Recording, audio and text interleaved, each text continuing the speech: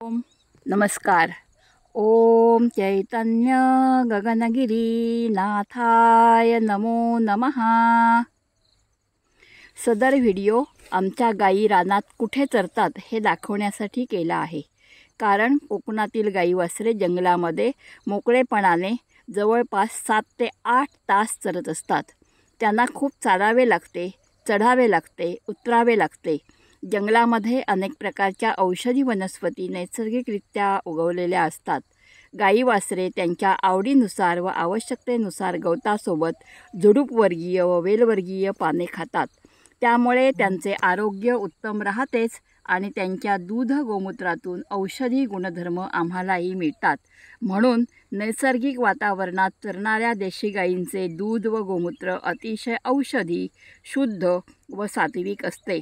जंगलामध्ये पावसाचे शुद्ध व स्वच्छ पाणी उपलब्ध असते। यापुढे गोमातेच्या शेण गोमूत्राचे उपयोग सविस्तरपणे मांडण्याचा प्रयत्न करणार आहे। धन्यवाद।